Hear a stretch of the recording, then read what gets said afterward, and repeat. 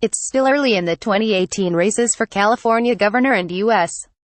Senate, but already we know 5 things. In this stormy, polarized political climate, Republicans aren't likely to vote for a Democrat even if there isn't a strong GOP candidate on the ballot, so the original theory behind Democratic State Treasurer John Chiang's candidacy for governor that he could attract business-minded Republicans just isn't working out. Democratic State Senate leader Kevin de León's challenge of centrist U.S. Sen. Dianne Feinstein is drawing some GOP support, but that can't last if Republicans ever learn about the tenacious liberal, Democratic Lieutenant Gov. Gavin Newsom always has been the frontrunner for governor and still is, but former Los Angeles Mayor Antonio Villaraigosa is inching up and making the race competitive. Feinstein is running far ahead in her bid for a 5th term as the relatively unknown, underfunded de León's attempt to attract Bernie-crats falls flat. The June 5th primary election will select the top 2 vote-getters in each race, regardless of party, and advance them to a November 6th runoff. What we know now comes from public opinion polls. The most recent one was released November 30th by the nonpartisan Public Policy Institute of California.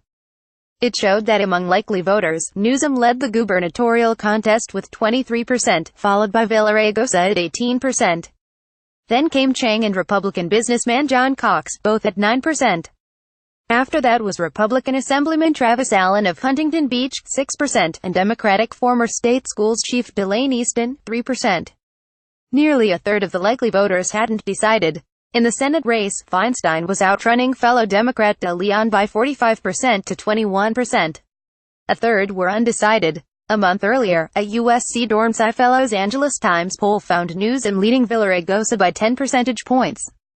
Chiang's camp disputes the PPIC findings, saying its own private poll in October used a narrower, more realistic definition of a likely voter.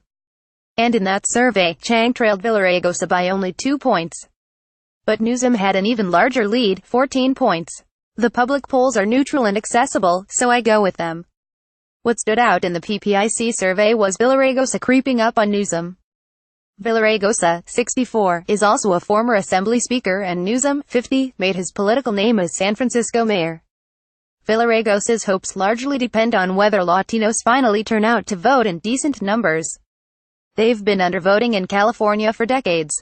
But President Trump's determination to build a border wall and escalate the deportation of immigrants without documentation affects relatives and friends of many unnerved Latino citizens.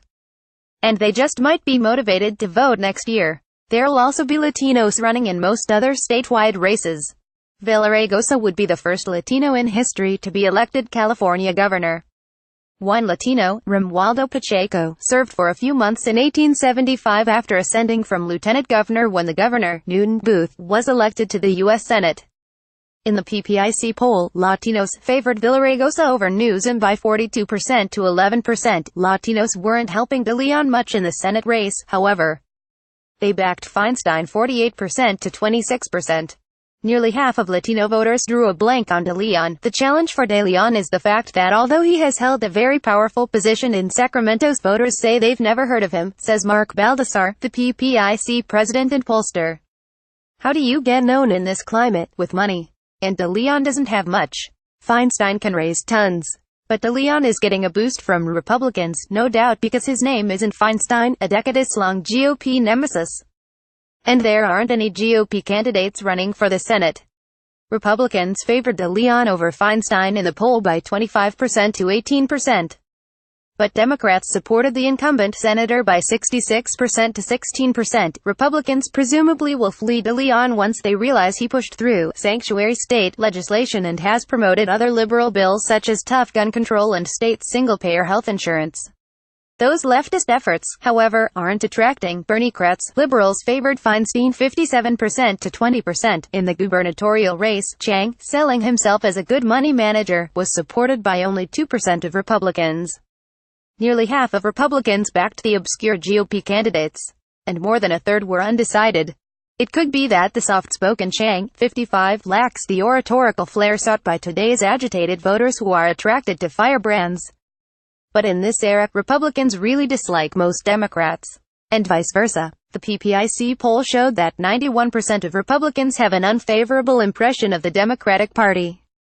And 92% of Democrats feel that way about the GOP. Baldassare found little public interest in the gubernatorial race, compared with the last time the office was being vacated in 2010. Only 25% of likely voters were paying attention to who might succeed Gov. Jerry Brown. But 43% were following the race when Brown ran for his third term. Their attention has been diverted to Washington, the pollster says. He also wonders whether voters will be turned off from voting by all the UAL harassment scandals in politics. I don't know about that. But I do think it will be even tougher than usual for little-known candidates to be heard over all the roaring from Washington and accusations of UAL misbehavior. More from George Skelton. Coverage of California politics. Caption George.Skelton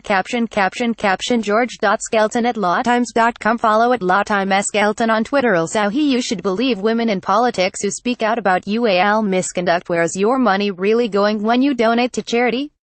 Do your research. It's time to unmask abusers in the legislature and hit them where it hurts, their pocketbooks and careers.